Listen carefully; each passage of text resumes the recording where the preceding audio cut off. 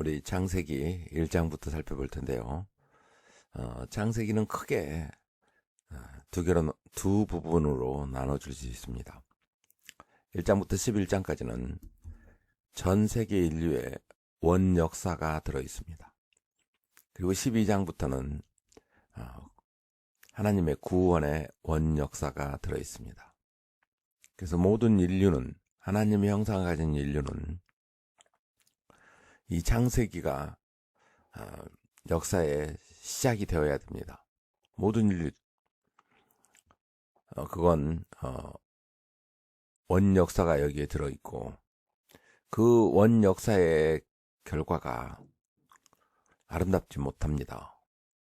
우상 숭배하고 타락한 상태에서 주님께 멀어진 역사입니다. 그런데 하나님께서는 은혜를 사랑으로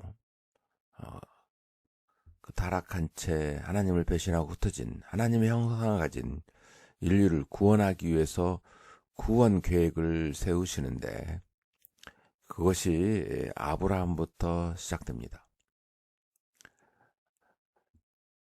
그 부분이 잘 기록되어 있습니다. 그래서 우리가 어떻게 살아야 되는 것이 올바로 우리 정체성을 유지하면서 살아가는 건가? 그러면 창세기를 잘 보고 원 역사와 자기의 세계관, 정체성이 일치되어야 됨을 이제 알 수 있습니다. 그거에 대해서 이제 하나씩 살펴볼 텐데요. 제일 처음은 하나님께서는 온 우주에서 유일한 분으로 창조하셨습니다. 하나님께서 창조하셨다는 거죠. 그때 그 창조의 원칙을 창세기 1장부터 들어있는 걸 살펴보면 아무것도 없는 곳에서 채우셨다는 거예요. 근데 그게 필요에 의해서 채우셨기 때문에 하나님이 만든 모든 자연의 구성품들 다 필요한 것들이라는 겁니다. 또 하나님께서 완전하게 만드셨습니다. 그 창조하시고 난 뒤에 하나님께서 말씀하시기를 보기에 좋았더라, 이렇게 말씀하십니다. 그래서 그건 하나님께서 하나님 보시기에 완벽하게 창조하셨다는 뜻입니다. 거기에 대해서 의심하면 안 되겠죠. 거기에 대한 이제 생명체들을 보면 하나님께서 종류대로 만드셨고 설계도가 있다는 것을 우리가 알게 됩니다. 그래서 반복적이지만 안정성이 있는 거죠. 아무 계획도 없이 만든 것이 아니라 설계대로 만들었기 때문에 그 형태가 그대로 유지되어진다는 거죠. 고유한 모습, 기능, 또 번식이 생육하고 번식할 수 있도록 해주셨다는 거예요. 그런데 잘못 관리하고 잘못된 환경에 처해지면 사라진다. 자, 이 창조 원리에서 만들어졌는데 하나님께서 6일 동안 만드셨다, 이렇게 말씀하십니다. 6일 창조설입니다, 이게. 그런데 여기에 시간도 만드시고 또 우주 공간도 만드시고 또 거기에 구성품도 만드셨죠. 그렇다면 하나님의 시간이, 우리가 보기엔 시간인데요, 성경에서는 시간이라 하지 않고 그걸 징조로 합니다. 그래서 징조를 하나씩 하나님께서 말씀해 주세요. 이건 계시록까지 이어집니다. 이제 우리는 그걸 이제 시간의 개념, 디지털 개념, 그걸 넣어가지고 인간의 시간을 이제 중심이 돼서 보거든요. 근데 하나님께서 창조하실 때는 인간의 시간을 만드실 때 징조로 만드셨기 때문에 하나님께서는 계속 징조로 이야기해 주십니다. 예수님께서는 계속 말씀하실 때 징조로 이야기하시죠. 그래서 그렇습니다. 왜냐하면 디지털 시간 개념은요, 나중에 넷째 날에 하나님께서 너희들이 만들어라 그렇게 하셔서 우리가 만듭니다. 그게 이제 1장 14절에 나오거든요. 그렇다면 그 전에 있었던 그 시간의 개념과 우리가 생각하는 머릿속에 들어있는 시간의 개념, 이건 하나님이 생각할 때 우리에게 준 자유 영역이죠. 근데 하나님은 분명히 6일에 만드셨습니다. 그래서 베드로는 그걸 이제 그렇게 고백하죠. 1000년이 하루 같고 하루가 1000년 같다. 그건 하나님 입장에서는 보는 것과 또 우리 입장에서 보는 것이 다르니 하나님의 백성은 하나님 은혜에 따르라. 그런 표현이죠. 그럼 여기서 6일 창조도 분명히 성경 그대로 6일 동안 하나님께서 창조하셨습니다. 그런데 그 시간이 하나님 시간이 있고 인류의 그 머릿속에 들어있는 자율의지 속에서 시간 개념이 뒷부분에는 포함되어 있다. 그렇게 보여지죠.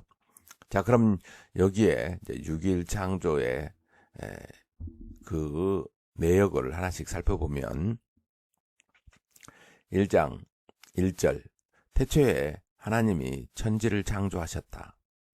땅이 혼돈하고 공허하며 어둠이 깊음 위에 있고 하나님의 영은 물 위에 움직이고 계셨다. 하나님이 말씀하시기를 빛이 생겨라 하시니 빛이 생겼다. 그 빛이 하나님 보시기에 좋았다. 하나님이 빛과 어둠을 나누셔서 빛을 낮이라 하시고 어둠을 밤이라 하셨다. 저녁이 되고 아침이 되니 하루가 지났다. 자, 여기에서 이제 하나님께서 아무것도 없는 곳에서 여러 가지를 있게 하셨죠. 그래서 무에서 유를 창조하신 하나님, 그리고 전지전능하신 하나님, 그분이 우리에게 땅도 또 어둠도 또 화남도, 그렇죠? 이걸 다 만드셨는데 이제 하나님께서 우리가 피조물들이 살기 좋게 나눴다라는 거죠. 혼돈 속에 있는 것을 이제 나누어 주신 분이시다. 그러면서 질서가 이제 생겨나기 시작합니다. 그때 이제 빛을 이렇게, 이 빛은 우리가 알고 있는 그런 태양빛보다 더 원초적인 빛입니다. 그래서 여기서 빛이라 생각하면 이제 넷째 나라고 오해를 가질 수 있는데요. 이 빛은 또 빛도 과학자들이 연구해 보니까요, 굉장히 다양합니다. 우리가 알고 있는 그 태양계 속에 나오는 그 가시광선이라고 그러죠. 눈으로 볼 수 있는 그 빛, 빨주노 초파남보, 우리 백색광이라고 그러는데 거기 안에 이렇게 분석해 보면 그 프리즘을 통해서 분석해서 보면 그 파장이 나누어지는데, 나눠진 파장에 의해서 긴 파장부터 시작하면 빨주, 노초, 파남보, 보라색 이쪽이 이제 파장이 작다. 그런데 또 빛도요, 파장뿐만이 아니라 입자도 있어요. 거기에서 이제 덩어리들이 나오는 거죠. 자, 그건 태양에서 이렇게 오는 것이기 때문에 그렇습니다. 자, 그래서 이 빛이 도대체 어떤 빛이냐, 굉장히 논란이 많습니다. 예수님께서 또 말씀하시기를 당신을 소개할 때 당신이 빛이다, 이렇게 또 표시하기도 합니다. 근데 또 그 빛을 또 우리가 보고 있는 태양빛이다, 그거를 한정지을 수는 없죠. 그보다 더 큰 빛. 그렇습니다. 여기서 이제 빛이 뜻하는 거는 환하고 어둡고를 이렇게 구분하는 것도 있지만 거기에 이제 진리도 들어있고요. 또 인간이 생각하는 모든 생각도 이 빛이 포함됩니다. 그래서 굉장히 포괄적인 것을 하나님께서 첫째 날 이렇게 만드셨다. 둘째 날 6절 하나님이 말씀하시기를 물 한가운데 창공이 생겨 물과 물 사이가 갈라져라 하셨다. 하나님이 이처럼 창공을 만드시고서 물을 창공 아래에 있는 물과 창공 위에 있는 물로 나누시니 그대로 되었다. 하나님이 창공을 하늘이라 하셨다. 저녁이 되고 아침이 되니 이튿날이 지났다. 여기 이제 우리가 살고 있는 이 지구에 대한 것도 해결되어지고요. 또 다른 우리가 알고 있는 태양계에 들어있는 여러 행성들 이제 다 우주를 이제 이렇게 말씀하시거든요. 창공하면 여기서 이제 우주를 이렇게 보는 경우가 있습니다. 근데 이제 그걸 지구로 축소시켜 놓고 보면 하나님께서 둘째 날 이렇게 나누셨는데 창공과 이렇게 나누셨는데 여기 물이 파란색이죠. 물이 여기도 있고 여기도 있는 그렇게 만드셨다. 둘째 날 하신 일입니다. 자, 제일 처음은 그러니까 이렇게 빛으로 나누시고 두 번째는 이제 물을 통해서 창공을 바라볼 수 있게 하고 또 뭐 온실처럼 아주 좋은 상태 속에서 두셨죠. 그래서 하늘의 물, 자, 이게 이제 나중에 지금은 없지만 나중에 이게 이제 홍수를 노아 홍수가 나오는 그때부터 완전히 지구가 다시 변화되거든요. 그 전에는 이렇게 됐다라는 뜻입니다. 그리고 하나님께서 셋째 날 하나님이 말씀하시기를 하늘 아래에 있는 물은 한 곳으로 모이고 무틀은 드러나거라 하시니 그대로 되었다. 자, 그러면 하늘 위에 있는 물은 그대로 있고요. 하늘 아래 지금 우리가 살고 있는 그 육지 여기죠. 여기에서 이제 물을 한 곳으로 모이게 그래서 강이 되게 하거나 또 바다가 되게 하거나 또 지하수로 이렇게 된 거 있죠. 그렇게 하셨다라는 거죠. 10절 하나님이 무틀 땅이라 하시고 모인 물을 바다라고 하셨다. 하나님 보시기에 좋았다. 자, 좋았다 이런 뜻은 와 하나님께서 완벽하게 만드셨구나 그런 뜻입니다. 11절 하나님이 말씀하시기를 땅은 푸른 우물 돋아나게 하여라. 씨를 맺는 식물과 씨 있는 열매를 맺는 나무가 그 종류대로 땅 위에서 돋아나게 하여라 하시니 그대로 되었다. 자, 이제 여기 많은 것들이 이제 생겨나는데 그것들이 이 설계대로 종류대로 이 종류 속에 하나님의 설계도가 들어있다는 거죠. 종류가 되게 하는 그러니까 그것이 막 나중에 있다가 없어지고 또 막 이상한 걸 태어나게 하고 이게 아니고요. 그 정체성을 가진 것들이 종류라는 개념이 이제 여기 나오는데요. 설계대로 만들어서 정체성을 띠게 하는 다양함이 있었다. 그래서 또 우리는 지금에 있는 지구를 보면서 그 종류를 생각하면 안 됩니다. 지금의 지구는 많은 시련, 고난, 저주 속에 있었습니다. 그래서 그 전에는 엄청났을 것이라 이제 생각하면서 그것이 많은 종류가 있다. 이렇게 이제 우리는 이해를 해야 됩니다. 하나님께서 전지전능하신데 얼마나 다양하게 만드셨겠어요. 풍요롭게 만드셨겠어요. 하나님의 솜씨가 그걸 의심하면 안 되겠죠. 12절 땅은 푸른 우물 돋아나게 하고 씨를 맺는 식물을 그 종류대로 나게 하고 씨 있는 열매를 맺는 나무를 그 종류대로 도단하게 하였다. 하나님 보시기에 좋았다. 저녁이 되고 아침이 되니 사흔날이 지났다. 자, 셋째 날입니다. 근데 이제 여기에 이제 이제 과학자들이 이걸 믿지 않는 과학자들을 이제 많은 이제 논란을 여기 이제 식물부터 시작합니다. 여기 셋째 날에 있는 걸. 그래서 이제 이게 종류가 그러면 종이냐, 속이냐, 이게 이제 분류 체계를 만들어 가지고 사람들이 이제 이걸 이제 계통 분류라고 하거든요. 그래서 그것이 뭐 어디냐 그러면서 이제 자기들이 이걸 나누는 키라고 그러죠. 키. 크리테리아. 어떻게 보면 이제 나누기 위한 조건을 이제 설정하는 거죠. 그럴 때 이게 이제 생식이 가능하냐, 형태가 유사하냐, 뭐 이런 걸 따지거든요. 동물도 그렇습니다. 근데 그거 사실 불완전합니다. 같은 모습을 갖고 있긴 하지만 그 속 뒤져보면 다른 경우가 많아요. 그게 이제 원숭이 같은 경우예요.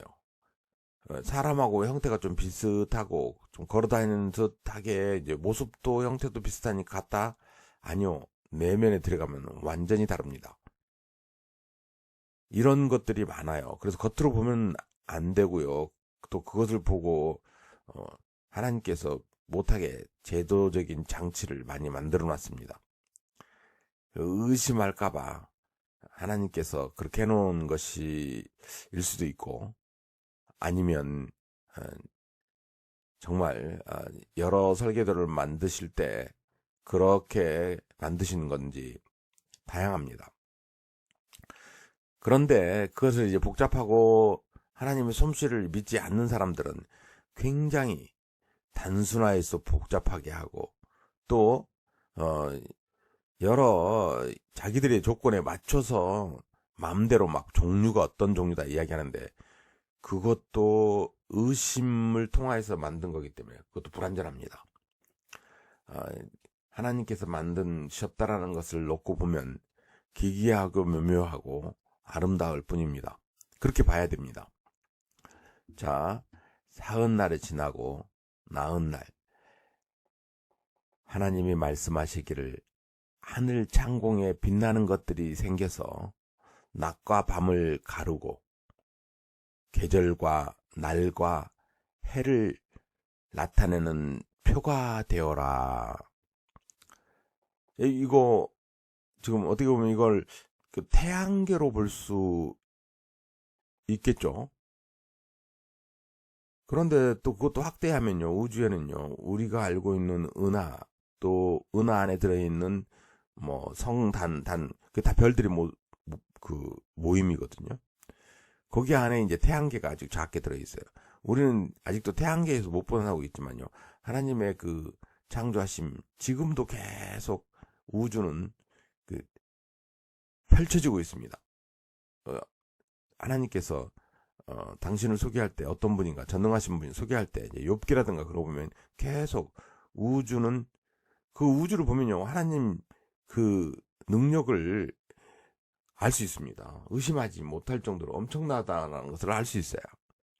그걸 정확히 우린 잘 몰라요.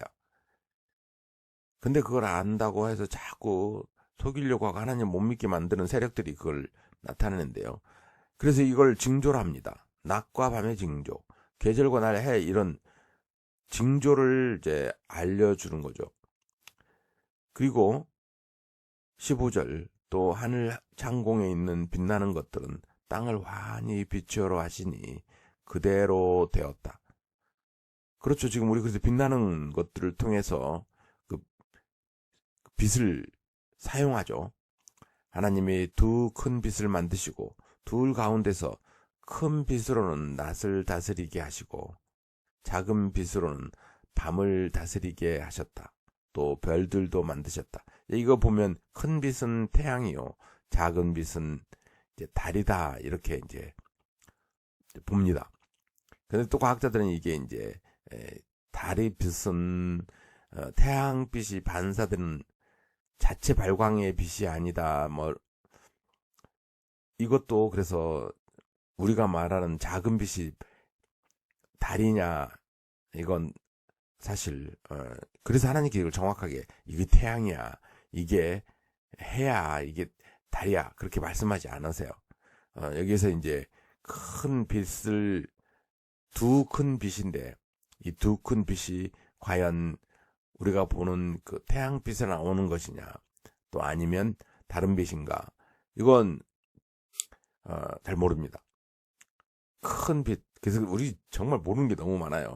그런데 그 빛 안에 이제 구성 성분들은 이제 어떻게 되는 건 알지만 뒤에 가면 요한 복음과 요한 서신서에 또 이 부분의 빛을 이제 하나님이 주신 은혜의 빛으로 여러 개념으로 이야기합니다. 왜냐하면 우리가 알고 있는 눈으로 보는 그 빛과 하나님이 주시는 그 영적 빛이 다르기 때문에 그래요.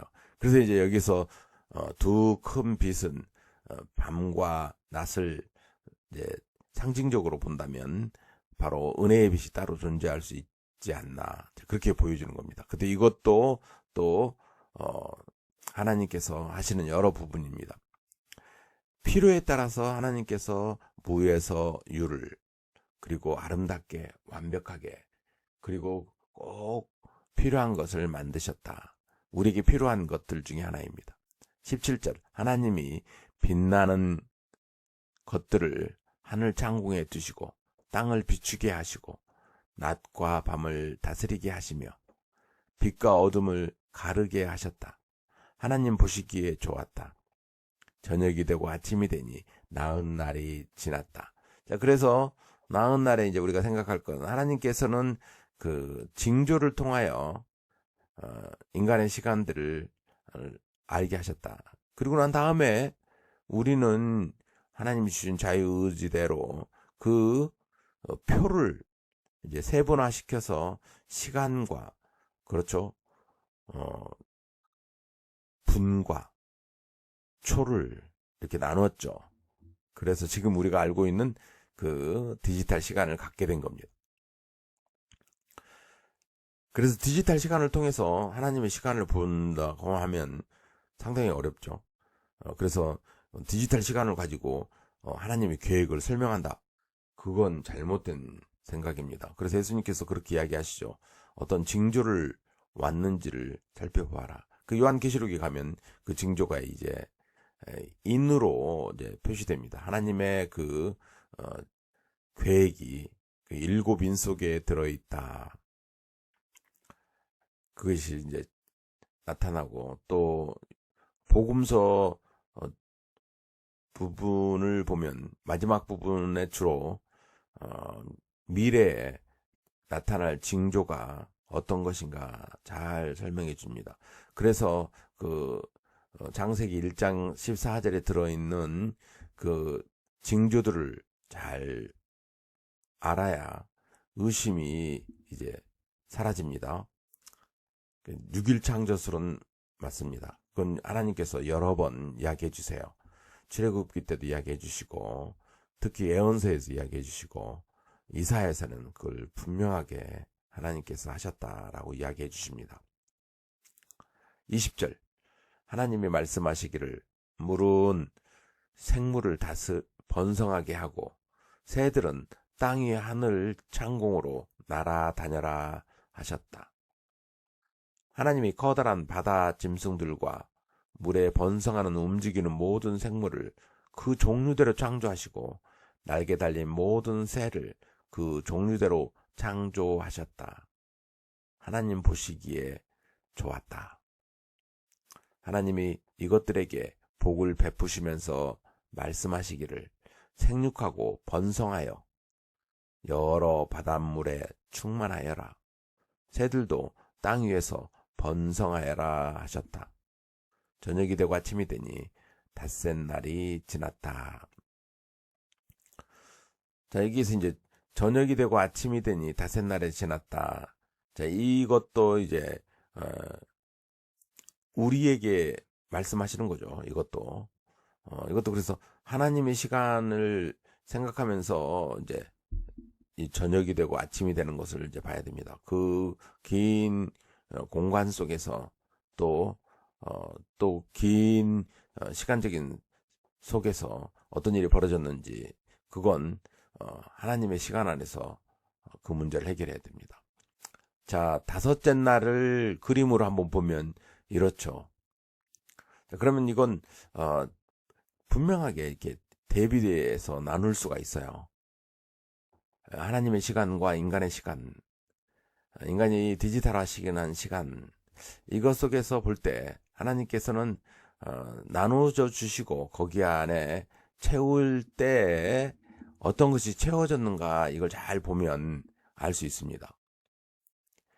하나님께서 채우실 때 분명하게 우리에게 생명체들에게 거기에 맞춰서 살게 하셨다는 것을 알 수 있습니다.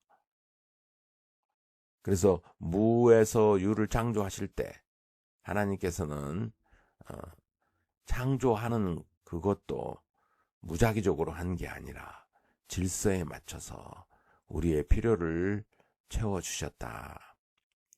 그리고 당연히 하나님의 형상 가진 사람은 제일 마지막에 이제 만들어졌겠죠. 그거의 여섯째 날입니다. 하나님이 말씀하시기를 땅은 생물을 그 종류대로 내어라. 집짐승과 기어다니는 것과 들짐승을 그 종류대로 내어라 하시니 그대로 되었다. 하나님이 들짐승을 그 종류대로, 집짐승도 그 종류대로, 들에 사는 모든 길짐승도 그 종류대로 만드셨다. 동물은 그 종류를 크게 나눈다면 이럴 것 같대요. 들짐승, 길짐승, 집짐승. 집짐승들을 우리 이제 만들어 놓으셨다는 거죠. 그걸 이제 뒤에 가면 나옵니다. 사람들이 이제 집안에 살 때 그 짐승들 잘 들어보라고. 자, 여기에 이제 사실은 성경에 기초되어 있죠. 그래서 여기를 이용해 가지고요 진나론자들이 이렇게 살짝 바꿉니다. 그래서 가장 이제 원시적인 생명체가 어류다. 그리고 물에 있는 거라는 거예요. 그리고 그 다음에 물과 땅과 중간에 사는 양수리라고 그러죠. 그 다음에 이제 물을 조금 육지에 많이, 그게 파충류. 그렇죠? 그리고 나중에 새가 나오죠. 그 다음에 포유라는 동물이 나오죠. 이게 이제 그들이 말하는 그 진화 단계다. 이 다 성경에 기초된 겁니다. 이게 동물의 그 진화 과정. 진화하는 사람들은요 식물을 언급하지도 않아요. 제일 처음에는 언급하지도 않았어요. 나중에 이제 식물학자들이 그러면 그 셋째 날에 만들어진 식물은 어떻게 됐을까? 나중에 이제 한 거죠. 그래서 거짓말하는 사람들은 대부분요 그 역사적 사실을 기초로 해가지고 그 뒤에다가 이제 자기들 마음대로 소설을 쓰는 거죠. 그것이 진화설이라는 겁니다. 다 여기에 있는 것을 그대로 창조 원칙 그 원리를 그대로 해가지고요. 하나님 말씀대로요.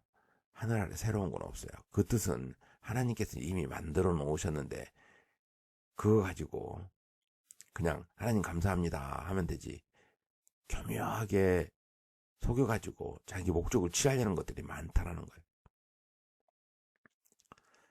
자, 26절에는 인간을 이제 어떻게 만드셨는지 그리고 왜 만드셨는지를 알려주시는데 하나님이 말씀하시기를 우리가 우리의 형상을 따라서 우리의 모양대로 사람을 만들자. 그리고 그가 바다의 고기와 공중의 새와 땅 위에 사는 온갖 들짐승과 땅 위를 기어다니는 모든 길 짐승을 다스리게 하자 하시고, 하나님이 당신의 형상대로 사람을 창조하셨으니 곧 하나님의 형상대로 사람을 창조하셨다. 하나님이 그들을 남자와 여자로 창조하셨다. 그 남자와 여자를 이제 하나님이 만드신 그 모든 피조물을 또 생명에 있는 것들을 관리하도록 관리권을 주셨다. 그래서 이 사람이 무엇인가 여기서 이제 우리가 살펴봐야 되는데요. 이건 이제 구체적으로 뒤에 가면 하나님께서 창세기 2장에 나오고요. 이쪽 로마서 2장에는 이걸 이제 해석해 준 부분이 들어 있습니다. 자, 이건 이제 뒤에 창세기 2장 보고 난 뒤에 한번 살펴볼 텐데요. 하나님 형상이 그럼 무엇인가? 하나님 형상은 제일 처음에 이제 혼미한 가운데 하나님이 영으로 계셨다. 그걸 이제 우리에게 이야기해 주셨죠. 하나님은 영이십니다. 그런데 그 영이신데 보통 영이 아니라 인격체를 가진 지정의를 가지고 있습니다. 전지전능하신 분입니다. 무에서 유를 필요에 따라서 완벽하게 만드신 분입니다. 근데 그분이 의와 사랑을 지니신 분이십니다. 이게 하나님 형상입니다. 성경 속에 이게 자주 등장합니다. 그래서 하나님의 그 마음을 알려면 이것을 알고 또 이걸 통해서 인간을 만드셨다는 거죠. 그래서 사람은 이제 영적인 존재예요. 그 영이라는 것은 우리 안에 들어있는 영이죠. 그리고 사람은 지정의를 갖췄습니다. 자세히 뒤에 가서 보겠고요. 의를 지니고 있고요. 또 그 공의를 추구하십니다. 그리고 사랑을 지니고 계시고 그 사랑을 안에서 사랑받게 하셨습니다. 그리고 우리 만물을 관리하신 창조주께서 우리에게 영장이 되게 했어요. 그래서 그걸 관리하도록 했다는 겁니다. 놀라운 거죠. 그러면서 28절 하나님이 그들에게 복을 베푸셨다. 하나님이 그들에게 말씀하시기를 생육하고 번성하여 땅에 충만하여라. 땅을 정복하여라. 바다의 고기와 공중의 새와 땅 위에 살아 움직이는 모든 생물을 다스려라. 이 관리권이죠. 하셨다. 하나님 말씀하시기를 내가 온 땅 위에 있는 씨 맺는 모든 채소와 씨 있는 열매를 맺는 모든 나무를 너에게 준다. 이것들이 너희의 먹거리가 될 것이다. 이게 우리가 1차적으로 먹어야 될 가장 소중한 양식이죠. 육신의 양식입니다. 육신을 가지고 있기 때문에 이제 이걸 우리가 이제 사용할 수 있는 거죠. 근데 기가 막혀요. 이거 설계대로 다 만드셨어요. 또 그 근본 설계도가 하나님께 있기 때문에 이것을 먹고 소화하고 거기에 더불어서 살아야 돼요. 그럼 우리의 몸에 일부러 들어오는 설계도로 만드는 거예요. 그래서 이 설계도가 일관성이 있는 겁니다. 아무것도 완전히 다른 물질이라면요, 우리가 먹고 살 수가 없어요. 먹고 살게 하기 위해서요, 이 안에 성분들과 이 성분이 우리 몸으로 들어오게 하는 놀라운, 그 땅에서 살게 하는, 이건 뭐 놀라운 겁니다. 이거 인간의 지혜로는요 상상할 수도 없는 놀라움이 거기에 들어있습니다. 30절 또 땅의 모든 짐승과 공중의 모든 새와 땅 위에 사는 모든 것 곧 생명을 지닌 모든 것에도 모든 푸른 풀을 먹거리를 준다 하시니 그대로 되었다. 근데 풀이라는 것, 이 식물은 곧 하나님께서 기르시는 것인데 하나님께서 기르시는 겁니다. 창조 안에서 이 계획 속에서 태양빛을 주시고 그 태양빛을 통해서 식물이 살게 하고 이게 이제 사람도 먹고 짐승도 먹게 했다는 거예요. 그러면 이것도 그렇죠. 동물도 그 설계도 안에 들어있는 것으로서 그 우리가 알고 있는 탄수화물, 또 단백질, 지방 있죠. 이게 가장 풍성하게 들어있는 게 바로 식물이라는 거죠. 엄청나게 다양하기 때문에 이거를 어떻게 먹으면 약이 되고 어떻게 되면 양식이 되고 그거 먹고 영원히 살기도 하고 이게 식물 속에 들어있다는 거예요.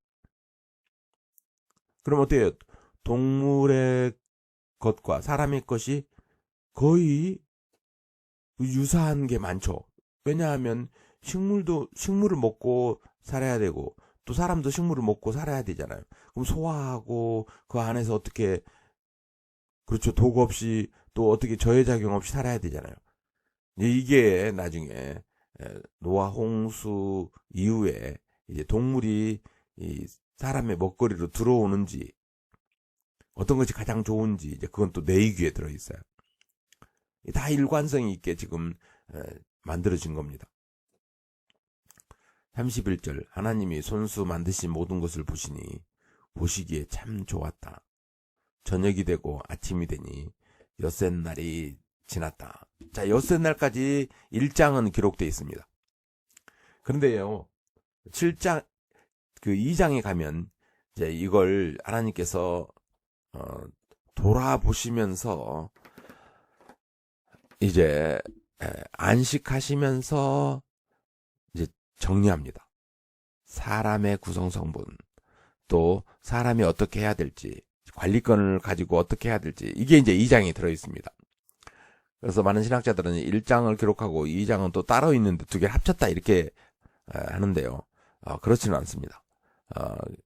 뭐 그것도 일부분은 맞지만 여기는 돌아보셨다라는 개념 전체를 놓고 특별히 그 관리권을 준 인간에게 어떻게 하는 것이 가장 올바르게 관리하는 것인지 올바르게 살아가는 것인지